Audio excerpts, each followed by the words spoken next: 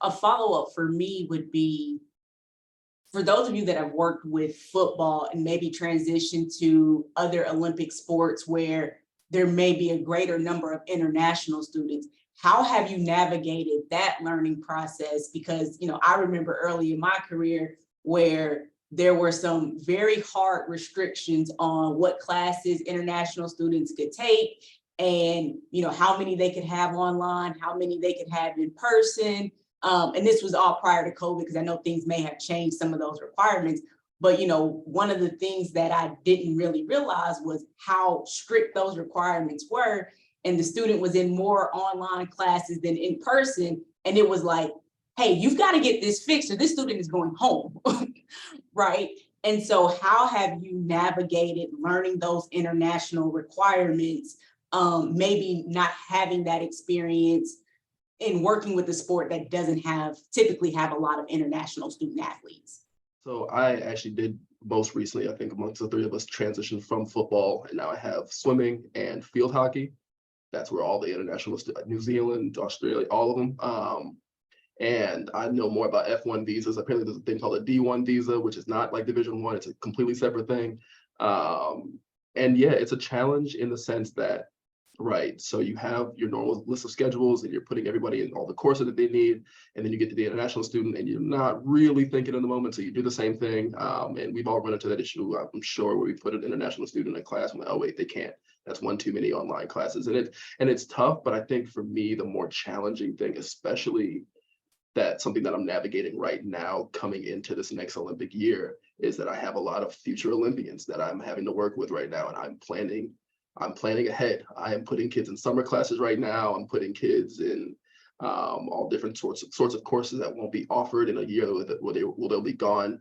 And it's even more of a challenge, I think, for, I have the Olympics by swimming, so we have American Olympians, but our international Olympians, specifically like from Singapore, for example, their qualifiers are this year. Like they have to be ready and they have to leave the country and train for months this upcoming semester. And so I have students that are going to potentially miss a month of class or a couple of weeks of class. And, it's a lot of getting ahead work. We've already been talking to a bunch of professors and making sure like if certain things are okay, a lot of it isn't. And so those are things we might have to get some waivers for, maybe get that red shirt started a year earlier or something to that effect. But it's a lot of different things like that you just don't see with football, which is good and bad, obviously. I'd say thankfully for me, in my experience, my first full-time role, I had men's ice hockey and rowing. So I had a majority of international students. My men's ice hockey kids were mostly from Canada. My rowers were all from Australia, New Zealand, and Europe. But it was really having those teams under my belt really helped me build my knowledge of international rules, like Marcus was saying, the D1, the I-9, and just the in-person requirements. So all that was essentially a lot to learn and a lot to take on in the beginning, but it's not like I was completely alone. I had full-time staff members who I can go to. I'm still, no matter how versed I feel like I am, I'm the type to still ask questions. I will walk down the hall just to get a second set of eyes, just to make sure that everything looks clean, everything is correct, and before we send out information. But I think that was the biggest help for me. Currently, I'm dealing with the same situation as Marcus. I have, as of right now, 3 or 4 of my beach volleyball girls are planning to go home and take a full year off because they need to train. And apparently the way qualifiers work for beach volleyball is you have to win enough tournaments to accrue a certain amount of points to even be considered for the team and tryout. So I have 3 of them who are planning to leave. I think this is the hardest situation I've had to deal with, just because thankfully one of them is going to be a grad this semester, so we can start her in the grad program when she gets back. The other 2, it's really trying to discuss with them, like, yes, you're gonna have to take hours back home that necessarily won't count towards your degree, because here at TCU, we don't count, you can't transfer in your last 30 hours of your degree. And they're both within that same situation. So it's really having those conversations with telling them, like, you need to take these classes. I know it sucks, it's gonna be expensive, but if you want to come back the next year and play, this is the decision we're making. Unless we can somehow convince you to only take a semester off, and then we'll do a midterm exception, and that makes everyone's lives easier. One of the challenging tasks that I went through as a new advisor, and as I gained experience, in the field was establishing relationships with students that don't share my same social identities or lived experiences, such as race, gender, sexuality. You know, how have you built those relationships with students that don't share those same social identities as you and social experiences? Yeah, I think for me, and this is actually really funny.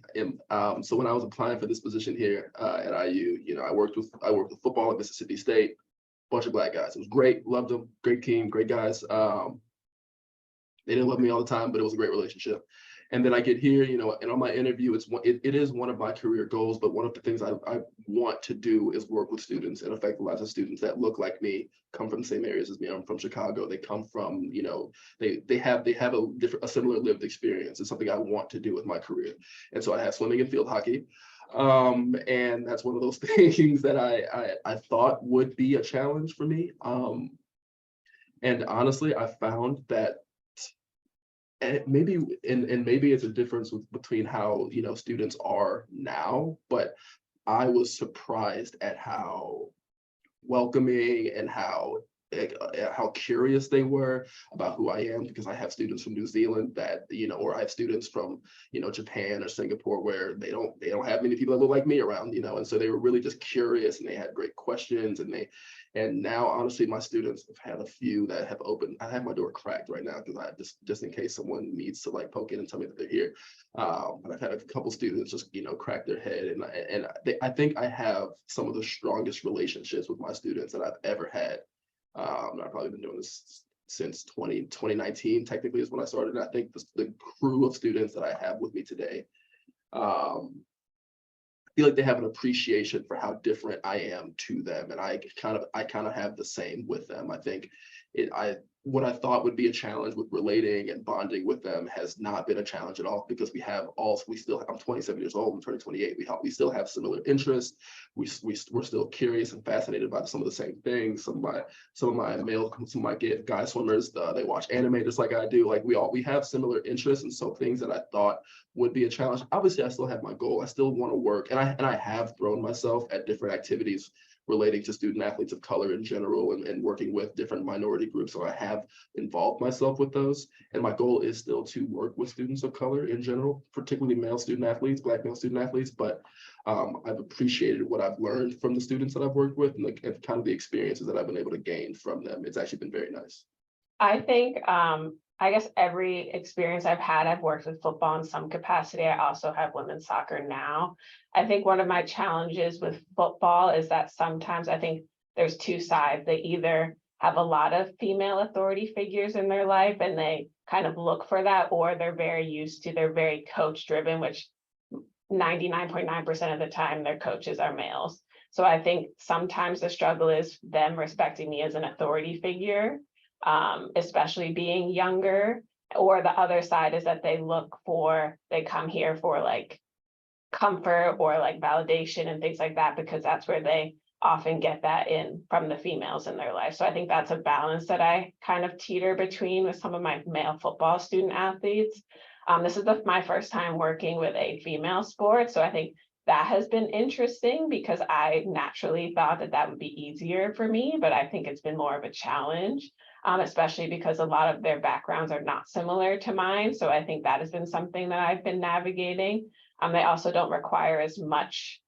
They require a different kind of support than football requires from me. So I think that has been a big learning experience there, more of a lot of emotional venting and more emotional support than academic support, because they pretty much have that handled. So I think that's something that has been interesting to navigate, just because I'm so used to working with male student athletes, that having the female perspective has been valuable, I think, also for my personal and professional growth.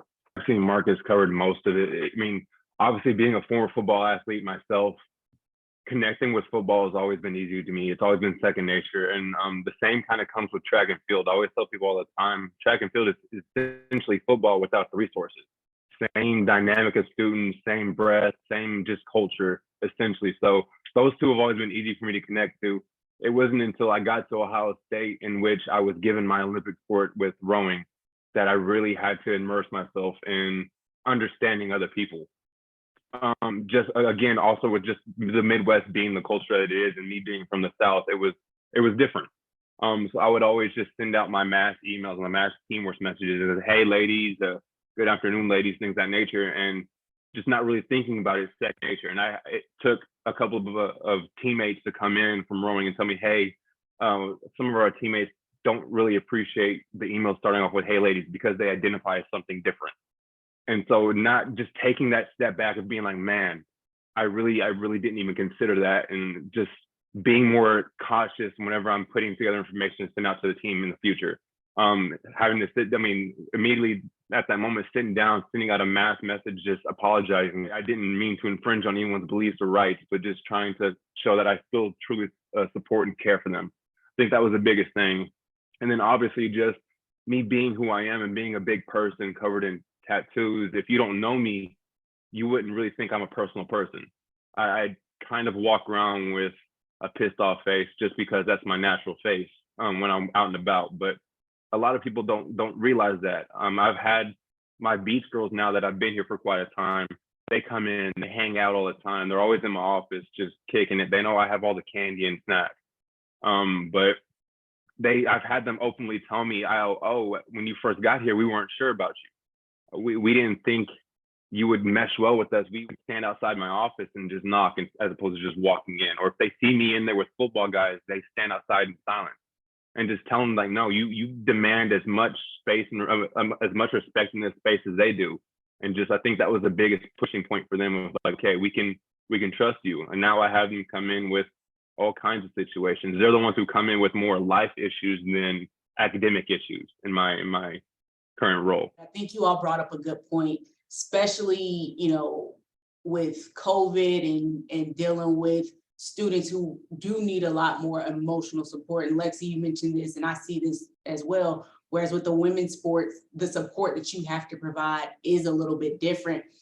How do you not take home those things that you hear and not let them kind of weigh you down? Because I know in my experience, I've heard some stuff and I'm like, this is a lot, right?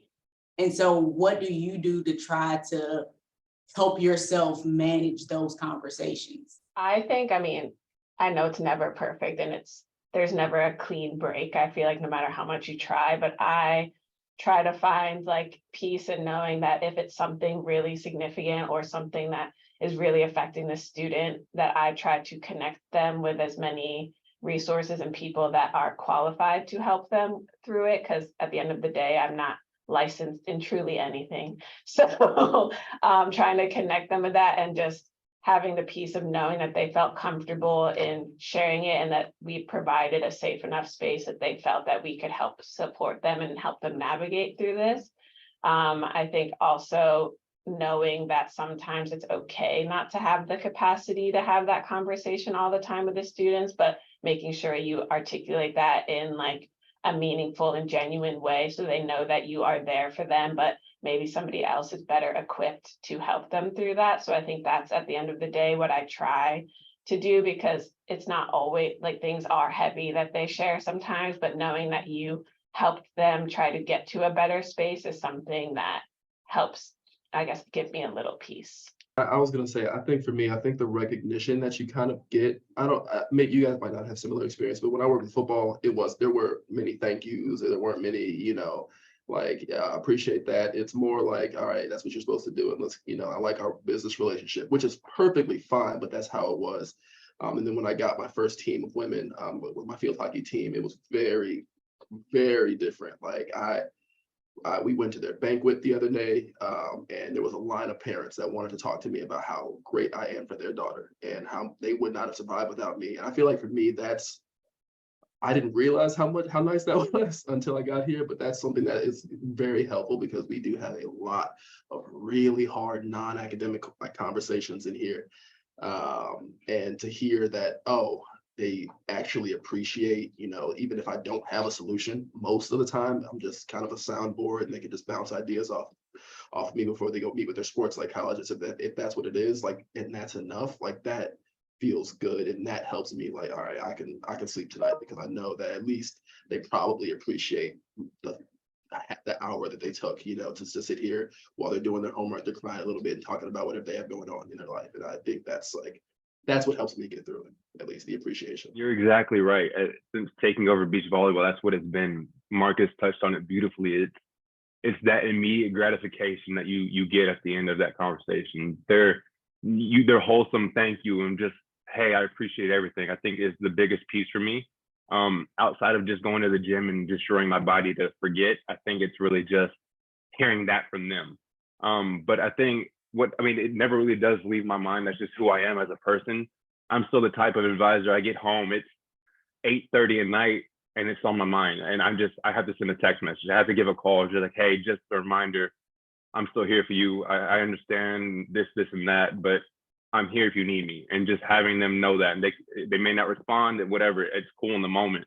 I've had athletes who thought about quitting and would just kind of take 2 days because they had a mental break. And it come to find out when they come back, I was the only person they had contact with. Coaches had no contact, trainers, nothing, because they understand that I am a safe space for them. They understand that I truly care for them as a person, not just an athlete. But I think that's the biggest thing. It's just like Mark said, being that soundboard. Yes, we're not licensed in what we're in any of this counseling, but we know how to support another human being. We know how. We may not have been the exact same situation, but we know the stress of what it is being a student athlete, being away from home, being on your own. And I think it's just showing that we understand that and care, I think, has been the biggest piece. But just the gratification, again, is the saving grace in all of it. You guys have been amazing. So we're going to get you guys out of here on some rapid fire questions. One, you all are superstars. I just met all of you for the first time on this Zoom.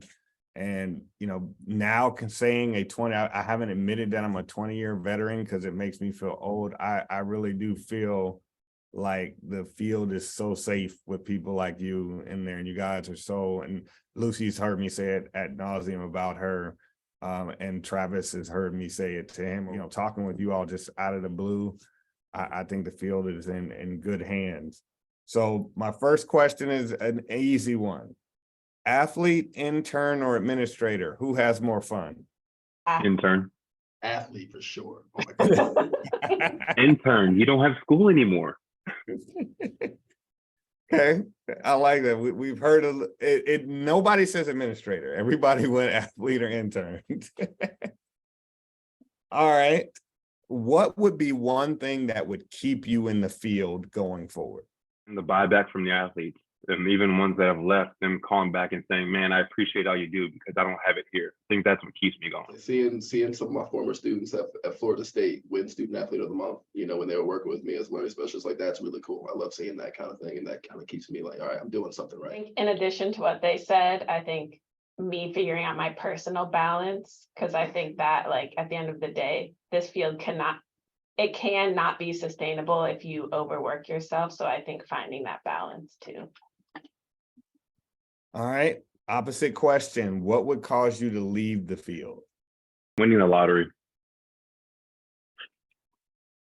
That's the easiest way to go with that one. Sorry. Yeah, no, that's right.